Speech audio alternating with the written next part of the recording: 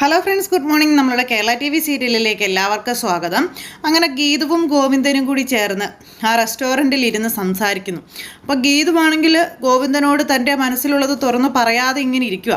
അപ്പോൾ ഗീതു ഇങ്ങനെ കിടന്ന് പപ്പപ്പ അടിക്കുന്നത് കണ്ടപ്പോൾ ഗോവിന്ദന് കാര്യം മനസ്സിലായി. ഗോവിന്ദൻ പറഞ്ഞു, നിൻ്റെ കണ്ണുകളിൽ തനിക്ക് കാണാം, നിൻ്റെ മനസ്സിൽ എന്തോ ഒന്ന് എന്നോട് പറയാനായിട്ടുണ്ടെന്ന്.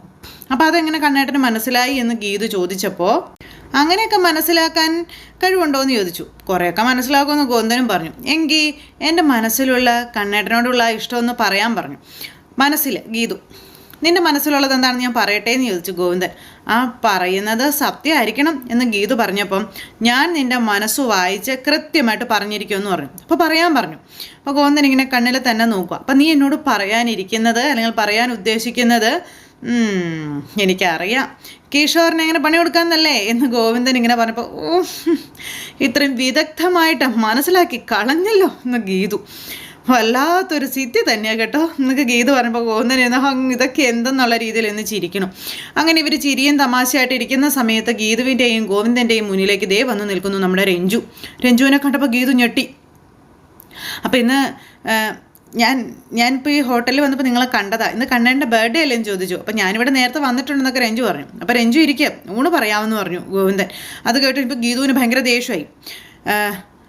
ചെറിയ ഊണൊന്നുമല്ല, നല്ലൊരു സൽക്കാരം തന്നെ ഞാൻ ഏർപ്പാടാക്കിയിട്ടുണ്ട്. അതിനു മുൻപ് ഒരു ചടങ്ങുണ്ട് എന്നും പറഞ്ഞുകൊണ്ട് ആ പൂവെടുത്ത് കയ്യിലേക്ക് കൊടുത്തു. ഗീതു ചമ്മി. ഇത്രയും നേരം വെച്ചുകൊണ്ടിരുന്ന നമ്മുടെ ഗീതു ഒന്നും അല്ലാതായിപ്പോയി. അപ്പോൾ ഗോവിന്ദൻ ഞെട്ടി കേട്ടോ. അയ്യോ എന്തൊരു സർപ്രൈസ് ആയിപ്പോയി ഇത് എന്നൊക്കെ പറഞ്ഞുകൊണ്ട്, ദേ എൻ്റെ ജന്മദിനം എന്നെ ഇന്ന് ഓർമ്മിപ്പിച്ചതിന് താങ്ക്സ് പറഞ്ഞു. ഇനി കൃത്യമായി എല്ലാം ഓർമ്മിപ്പിക്കാൻ ഞാൻ കൂടെ ഉണ്ടാകും എന്ന് രഞ്ജു പറയുക. ഇതൊക്കെ കേട്ട് ഗീതു ഇങ്ങനെ സഹിക്കാൻ മേലാതെ ഇരിക്കുക. ഗീതുവിന് ആകെ സങ്കടമായിട്ടോ. അപ്പോഴേക്കും അങ്ങോട്ടേക്ക് ദേ അവിടുത്തെ ആൾ ഭക്ഷണവും കാര്യങ്ങളൊക്കെ കൊണ്ടുവന്നു. അങ്ങനെ സദ്യ വിളമ്പുന്നു. ഈ സമയം നമ്മുടെ പുള്ളിക്കാരി രഞ്ജു അടുത്ത് നിന്ന് ചിരിക്കുന്നു. അപ്പോൾ പരിപ്പ് ഒഴിക്കട്ടെ മേഡം എന്ന് ഗീതുവിനോട് ചോദിച്ചപ്പോൾ ഗീതു ഒന്നും പറഞ്ഞില്ല. അങ്ങനെ ഗീതുവിൻ്റെ സന്തോഷം മുഴുവൻ പോയി. അപ്പോഴേക്കും ഈ പുള്ളിക്കാരി ഗീതുവിനെ മറികടന്നുകൊണ്ട് ഗോവിന്ദൻ്റെ അടുത്തേക്ക് ചെല്ലുമ്പോൾ, നിങ്ങൾക്ക് എന്താ ഒരു കോമൺ സെൻസ് ഇല്ലെന്ന് ചോദിച്ചുകൊണ്ട് ഗീതു ദേഷ്യപ്പെട്ടു രഞ്ജുവിൻ്റെ മുന്നിൽ. ഗോവിന്ദൻ ഇങ്ങനെ നോക്കുക കേട്ടോ. അപ്പോൾ ഞാൻ ഇദ്ദേഹത്തിൻ്റെ ഭാര്യയാണ്, ഭാര്യയും ഭർത്താവും ഊണ് കഴിക്കാൻ ഇരിക്കുമ്പോഴാണ് ഇടയ്ക്ക് കയറി വന്ന് വിളിച്ചുകൊണ്ട് പോകുന്നതെന്ന് ചോദിച്ചു. ഭാര്യയാണെന്ന് വെറുതെ പറഞ്ഞിട്ട് എന്താ കാര്യം? ഭർത്താവിൻ്റെ ബർത്ത്ഡേ പോലും ഓർത്തിരിക്കാൻ പറ്റിയില്ലല്ലോ. ആര് പറഞ്ഞു ഓർത്തില്ലെന്ന്? കണ്ണേട്ടിൻ്റെ ബർത്ത്ഡേക്ക് കൊടുക്കാൻ ഫ്ലവറും വാങ്ങി ഇങ്ങോട്ട് കൂട്ടിക്കൊണ്ട് വന്ന് പിറന്നാൾ സദ്യ ഓർഡർ ചെയ്ത് അതിന് മുന്നിലാണ് ഞങ്ങൾ ഇരിക്കുന്നതെന്ന് പറഞ്ഞപ്പം, എന്നിട്ട് ആ ഫ്ലവർ എവിടെയെന്ന് ഗോവിന്ദൻ ചോദിച്ചു. അപ്പോൾ പിടിച്ചു നിൽക്കാൻ പറയുന്നതാ ഗോവിന്ദേട്ടാ എന്നും പറഞ്ഞുകൊണ്ട് രഞ്ജു, എനിക്ക് അങ്ങനെ കള്ളം പറയേണ്ട കാര്യമില്ല, ഞാനിപ്പോൾ കാണിച്ചു തരാമെന്ന് പറഞ്ഞു ഗീതു ബാഗിൽ തപ്പി. അപ്പോൾ ബാഗിൽ അതില്ല.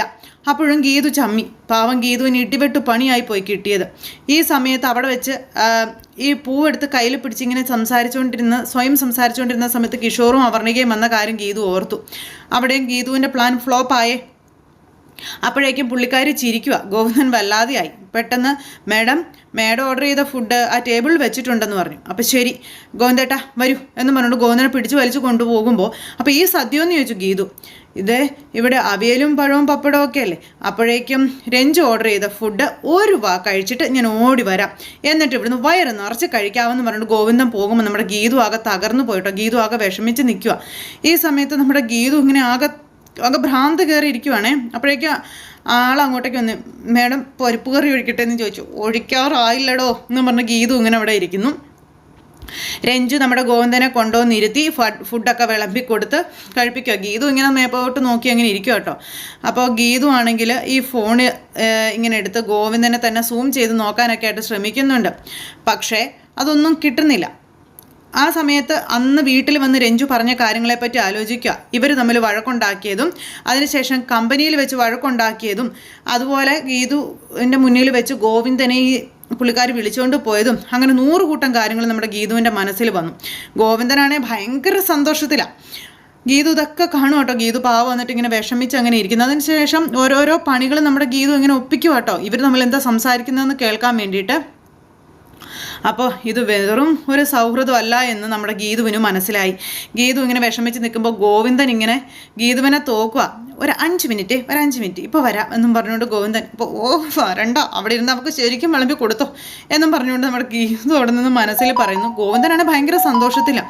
അപ്പോൾ ഞാൻ ഈ ചെയ്യുന്നത് എനിക്കുള്ള തിരിച്ചടികളാണ്. ഞാൻ കിഷോറിനോട് ചെയ്ത അല്ലെങ്കിൽ കിഷോറിൻ്റെ കിഷോറിന് വേണ്ടി ഞാൻ ഗോവിന്ദേട്ടനോട് ചെയ്ത അതിനുള്ള തിരിച്ചടികളാണെന്നൊക്കെ പറഞ്ഞുകൊണ്ട് അന്ന് ഗോവിന്ദൻ്റെ മുന്നിലിരുന്ന് ഗീതു കിഷോറുമായിട്ട് കുറേ ഇതൊക്കെ നടത്തിയിരുന്നല്ലോ. അതൊക്കെ നമ്മുടെ ഗീതു ഒരു നിമിഷത്തേക്ക് ഓർക്കുക. അപ്പോൾ ആ പ്രണയസല്ലാപം ഞാൻ അന്ന് നടത്തിയപ്പോൾ ഇന്ന് ഗോവിന്ദേട്ടൻ അതൊക്കെ നടത്തുന്നു അതും പറഞ്ഞുകൊണ്ട് ഇങ്ങനെ ഗീതു വിഷമിച്ച് കരയുക. അപ്പോൾ ഗോവിന്ദനാണെങ്കിൽ രഞ്ജുവിൻ്റെ കൂടെ ഇരുന്ന് ഫുഡ് കഴിക്കുന്നു. ഇങ്ങനെ ഒരുത്തി ഇടയിലുള്ളത് കൊണ്ടാണ് കണ്ണേട്ടൻ എന്നോട് അകലം പാലിക്കുന്നതെന്നൊക്കെ ഇങ്ങനെ അന്നേരം നമ്മുടെ ഗീതു ചിന്തിക്കുക, ഇവള് ശരിക്കും ആരാ, അവൾ ആരായിരിക്കും എന്നൊക്കെ ഗീതു എന്ന് ചിന്തിക്കുക. എൻ്റെ മുന്നിൽ വെച്ച് ധൈര്യത്തോടെ കണ്ണേട്ടന് ഉമ്മ വയ്ക്കണമെങ്കിൽ ഇവള് നിസ്സാരക്കാരിയല്ല, ഇവൾ ആരായിരിക്കും എന്നൊക്കെ ചിന്തിക്കുന്നു. ഭാര്യ എന്ന അവകാശം വെച്ച് അവളുടെ കവട അടിച്ച് പൊട്ടിക്കായിരുന്നു വേണ്ടത്. അങ്ങനെ നോക്കുമ്പോൾ ഗോവിന്ദൻ രഞ്ജുവിൻ്റെ കവിളിൽ പറ്റിയിരിക്കുന്ന ഫുഡൊക്കെ തൂത്തു കൊടുക്കുന്നു. അവളെ തൂത്തും തലോടി ആശ്വസിപ്പിക്കുന്ന കണ്ടിട്ട് എനിക്ക് വയ്യേ എന്നൊക്കെ പറഞ്ഞിട്ട് ഗീതു ഇങ്ങനെ ഇരിക്കുക കേട്ടോ. അങ്ങനെ രഞ്ജുവിനെ തോളിൽ കൈയിട്ട് അവിടെ നിന്ന് എഴുന്നേൽപ്പിച്ച് കൊണ്ടുപോയി കൈയൊക്കെ കഴുകിച്ച് അങ്ങനെയൊക്കെ ഓരോന്നൊക്കെ ചെയ്യുന്നു. അപ്പോഴും പരിപ്പ് കറി ഒഴിക്കാൻ വേണ്ടിയിട്ട് അയാൾ വീണ്ടും വന്നു. പരിപ്പ് കറി ഒഴിക്കട്ടെ മേഡം എന്ന് ചോദിച്ചു. ഗീതു ഇയാളെ തുറിച്ച് നോക്കുക. ഒഴിക്കുക, മൊത്തം ഇങ്ങോട്ട് ഒഴിക്കുക, എന്നിട്ട് താൻ ഇവിടെ ഇരുന്ന സദ്യ വെട്ടി വിഴുങ്ങെന്ന് പറഞ്ഞിട്ട് ഗീതു അവിടെ നിന്ന് ഇറങ്ങിപ്പോയി. ഗീതു അവിടെ നിന്ന് ഇറങ്ങി പോകുന്നതിന് തൊട്ട് മുമ്പ് ഗോവിന്ദൻ രഞ്ജുവിനെയും കൊണ്ട് പോണു. ഗീതുവിനെ അവിടെ നിർത്തിയിട്ട് കണ്ണേട്ടാ എന്ന് പറഞ്ഞിട്ട് ഗീതു കുറേ വിളിച്ചു. പക്ഷേ കണ്ണൻ ഗീതുവിനെ അവിടെ നിർത്തിയിട്ട് അങ്ങ് പോയി.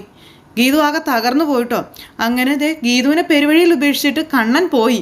നമ്മുടെ ഗീതു കണ്ണേട്ടന് അത്രയ്ക്ക് പ്രിയപ്പെട്ടവളാണ് അവൾ, അല്ലെങ്കിൽ എന്നെ ഒരിക്കലും ഇങ്ങനെ പെരുവഴിയിൽ ഉപേക്ഷിച്ചിട്ട് പോവില്ലായിരുന്നു എന്നൊക്കെ പറഞ്ഞുകൊണ്ട് ഗീതു ഭയങ്കര കരച്ചിൽ. ഞാൻ ഈ കാത്തിരിക്കുന്നതൊക്കെ വെറുതെ ആയി പോയോ എന്നൊക്കെ ഗീതു ഒരു നിമിഷത്തേക്ക് ആലോചിക്കുക. എന്നെ ഇവിടെ തേച്ചൊട്ടിച്ച് നിർത്തിയിട്ട് കണ്ണേട്ടൻ അവളുടെ കൂടെ സുഖയാത്രയും നടത്തണ്ട എന്ന് പറഞ്ഞിട്ട് ഗീതു വേഗം തന്നെ ഫോൺ എടുത്ത് വിളിക്കുക. പക്ഷെ കിട്ടുന്നില്ല. അങ്ങനെ പല നമ്പറിലേക്ക് മാറി മാറി വിളിക്കുന്നുണ്ട്. ഗീതു ആണെങ്കിൽ കരഞ്ഞ് തളർന്നു ശരിക്കും പറഞ്ഞിട്ടുണ്ടെങ്കിൽ. അങ്ങനെ ഒരിക്കലും ഗീതു പ്രതീക്ഷിക്കുന്നില്ലല്ലോ. അങ്ങനെ ഗീതു ഫോൺ എടുത്തു. ഇനി ഞാൻ എൻ്റെ കണ്ണേട്ടനെ ആർക്കും വിട്ടുകൊടുക്കില്ലെന്ന് പറഞ്ഞ് ഫോണിൽ ഇങ്ങനെ ഭയങ്കര ഇതായിട്ട് ഇങ്ങനെ പറയുക കേട്ടോ. വിളിച്ച് കിട്ടണേ ഇല്ല. അപ്പോഴേക്കും ആ ഒരു ഫോണുമായിട്ട് ആ സ്റ്റാഫ് അങ്ങോട്ടേക്ക് വന്നു. അതായത് കണ്ണൻ്റെ ഫോൺ അവിടെ വെച്ചിട്ടാണ് പോയത്. അപ്പോൾ അവളെ കണ്ടപ്പോൾ സ്വന്തം ഫോൺ പോലും മറന്നുപോയി, മറ്റെല്ലാം മറന്നു എന്നും പറഞ്ഞുകൊണ്ട് ഗീതു ഇങ്ങനെ ഭയങ്കര കരച്ചില്ല. ഗീതു പിന്നത്തേക്ക് വെച്ചതെല്ലാം നേരത്തെ കാലത്ത് പെണ്ണുങ്ങൾ ചെയ്തിട്ട് പോകണം, അത്രേ ഉള്ളൂ. ഗീതു എന്നിട്ട് ആ തെരുവിലൂടെ മടുത്തു, കരിഞ്ഞ വെയിലത്ത് നടന്നു മടുത്തു. ഈ സമയത്ത് കൃത്യമായിട്ട് അമ്മ, അതായത് വിജയലക്ഷ്മി അമ്മ നമ്മുടെ ഗീതുവിൻ്റെ നമ്പറിലേക്ക് വിളിച്ചു. ഹലോ, എന്താണ് മേഡം, ഒരു വിവരം ഇല്ലല്ലോ, എന്താ നിൻ്റെ കള്ളക്കണ്ണിന് നീ സർപ്രൈസ് കൊടുത്തോന്ന് ചോദിച്ചപ്പോൾ അങ്ങേരെന്നേ എനിക്ക് ആ സർപ്രൈസ് തന്നതെന്ന് പറഞ്ഞു ഗീതു. നിന്റെ ശബ്ദം എന്താ വല്ലാതിരിക്കുന്നേ, എന്തു പറ്റി? ഭർത്താവ് റെസ്റ്റോറൻറ്റിൽ എന്നെ ഉപേക്ഷിച്ചു പോയാൽ ഞാൻ പിന്നെ സന്തോഷം കൊണ്ട് തുള്ളിച്ചാടണമെന്ന് ചോദിച്ചു. ഗീതു, നീയും ഗോവിന്ദൻ തമ്മിൽ വഴക്കിട്ടോ? എന്തോ പ്രശ്നം? എന്താ മോളെ, നീ അമ്മയോട് പറയാൻ പറഞ്ഞു. ഗീതു, നീ ഇപ്പം എവിടെയാ മോളെ? ഞാൻ വീട്ടിലേക്ക് നടക്കുകയാണെന്ന് പറഞ്ഞു. എന്നാ മനുഷ്യർക്ക് നടക്കാൻ പാടില്ലേ? നീ എവിടെയാണെന്ന് പറയ, ഞാൻ കാറെടുത്ത് അങ്ങോട്ട് വരാം. 1000 കോടിയിലധികം ടേൺ ഓവറുള്ള ഏജൻ ഗ്രൂപ്പിൻ്റെ വൈസ് ചെയർമാനാണ് ഞാൻ വിചാരിച്ചാൽ ഒന്നല്ല 1000 കാറുകൾ ഇപ്പം ഈ നിമിഷം ഇവിടെ വരും എന്ന് പറഞ്ഞുകൊണ്ട് ഗീതു ഭയങ്കരമായിട്ട് ഷൗട്ട് ചെയ്ത് സംസാരിക്കുന്നു. മനഃപൂർവ്വം നടക്കുക, ഞാൻ ഇനിയും നടക്കും, നോക്കിക്കോ. എൻ്റെ കാല് നീര് വന്ന് പൊട്ടിച്ചോര വരുന്നത് വരെ ഞാൻ നടക്കും. നിന്റെ സംസാരം കേട്ടിട്ട് എനിക്ക് പേടിയാകുന്നുണ്ട് മോളെ. ബാംഗ്ലൂരിലെ നിന്റെ നടത്തമുണ്ടല്ലോ, അതെനിക്കിപ്പോൾ ഓർമ്മ വരുന്നത്. മോളെ ഗീതു, എന്താ പ്രശ്നം? മോളെ അമ്മയാണ് പറയുന്നത്, നീ എവിടെയാണെന്ന് പറഞ്ഞാൽ അങ്ങോട്ട് വരാം, മോളെ പറയാൻ പറഞ്ഞു. അപ്പോഴേക്കും ഗീതു തകർന്ന് ഇങ്ങനെ നിന്നു കേട്ടോ അവിടെ. പ്ലീസ് മോളെ പറ മോളെ, അമ്മ വന്നാലും ഞാൻ കാറിൽ കയറില്ലെന്നും അതുപോലെ ഉള്ളിലെ തീ അണയും വരെ എനിക്ക് നടക്കണമെന്നും നമ്മുടെ ഗീതു പറയാം. അപ്പോൾ എന്തോ വലിയ പ്രശ്നം ഉണ്ടായിട്ടുണ്ടെന്ന് മേഡത്തിന് മനസ്സിലായി. എന്നെ കൊല്ലാൻ ഇന്ന് രാധികാമ്മ ആളെ വിട്ടിട്ടുണ്ടെങ്കിൽ അവർ വരട്ടെ, വന്ന് കൊന്നിട്ട് പോട്ടെ, എന്തായാലും ഇന്ന് എന്നെ ഇല്ലാതാക്കാൻ അവർക്ക് എളുപ്പമായിരിക്കും എന്നൊക്കെ പറഞ്ഞു. പാതി ചത്തിരിക്കുക ഞാൻ എന്നൊക്കെ പറഞ്ഞുകൊണ്ട് ഗീതു ഭയങ്കര ഇതായിട്ട് ഇങ്ങനെ സങ്കടപ്പെട്ട് പറയണം. അപ്പോൾ ഗീതു ഞാൻ പറയുന്നതെന്നൊക്കെ പറഞ്ഞപ്പോഴത്തേക്കും ഗീതു ഫോൺ കട്ട് ചെയ്തു. അവിടെ കിടന്ന് ഗീതു എന്നും പറഞ്ഞ് വിളിച്ചുകൊണ്ടിരിക്കാം. ഗീതു ആണെങ്കിൽ പെരുവഴിയിലൂടെ ഇങ്ങനെ നടക്കുക കേട്ടോ. മേഡം അവിടെ ആകെ വിഷമിച്ച് നിൽക്കുന്നു. ഈ സമയത്ത് തന്നെ മേഡം വണ്ടി എടുത്ത് ഇറങ്ങുവാണ് ഗീതുവിനെ അന്വേഷിച്ച്. ഈ സമയം പിന്നെ കാണിക്കുന്നതെന്ന് പറഞ്ഞിട്ടുണ്ടെങ്കിൽ നമ്മുടെ ഭദ്രനും അതുപോലെ കിഷോറും കൂടി വീട്ടിലേക്ക് വരുമോ. കിഷോറിനെ കൂട്ടി വന്ന ഭദ്രനെ കണ്ടു കഴിഞ്ഞപ്പോഴേക്കും വിലാസിനിക്ക് അടിമുടി തിളച്ചു. അങ്ങനെ കലിപ്പിൽ നിൽക്കുവാണേ. ഭയങ്കര ചിരിയും ചിരിച്ചാ ഭദ്രൻ ഇങ്ങനെ നിൽക്കുന്നത്. അതുപോലെ തന്നെ കിഷോറും. വിലാസിയുടെ കലിപ്പെന്ന് പറഞ്ഞ ഒരു ഒന്നൊന്നര ദേഷ്യമാണ്. ദേ നീ ഇത് കണ്ടോന്ന് ചോദിച്ചു. ഇതൊക്കെ എന്താ? ഇത് ഗിഫ്റ്റ് ആടി, നമ്മുടെ കിഷോർ മോൻ്റെ സമ്മാനമാടി എന്ന് പറഞ്ഞപ്പോൾ നിങ്ങൾ ഇങ്ങ് വന്നേ, ഇവനെ എന്തിനാ നിങ്ങൾ ഇങ്ങോട്ട് കൂട്ടിക്കൊണ്ട് വന്നത്? നീ എന്താടി അന്യരെ പോലെ അവൻ ഇവനെന്നൊക്കെ പറയുന്നത്? ഇവനിപ്പോൾ നമ്മുടെ സ്വന്തമാ എന്നൊക്കെ പറഞ്ഞപ്പോൾ ഇങ്ങനെ നോക്കുവാണ് വിലാസിനി കിച്ചുവിനെ. എനിക്ക് കേരളത്തിലെ ഏറ്റവും വലിയ കോടീശ്വരനായ മരുമകളുണ്ട്, പണമുണ്ട്. പക്ഷേ അവരാരും സഹായിക്കാൻ വരാതിരുന്നപ്പോഴേ ദേ എന്നെ സഹായിക്കാൻ ഇവൻ മാത്രം ഉണ്ടായിരുന്നുള്ളൂ. ഇവൻ തങ്കവാടി, തങ്കം. ദേ അതറിയാൻ നമ്മൾ വൈകിപ്പോയി. ഇവൻ എന്ത് തങ്കപ്പെട്ട കാര്യമാണ് നിങ്ങൾക്ക് ചെയ്തു തന്നത്? എടി നീ എന്നറിഞ്ഞില്ലേ, ഇവനല്ലേടി വക്കീലിനെ ഏർപ്പാടാക്കി എനിക്ക് തന്നത് എന്ന് പറഞ്ഞപ്പം ഇവനോ എന്ന് ചോദിച്ച് നിൽക്കുന്നിടത്ത് ഇന്നത്തെ കഥ അവസാനിച്ചു. എന്തായാലും അടിപൊളി വിശേഷമായിരുന്നു ഇന്നത്തേത്. എല്ലാവരും കാത്തിരുന്ന് കാണണം കേട്ടോ. എല്ലാവർക്കും നന്ദി.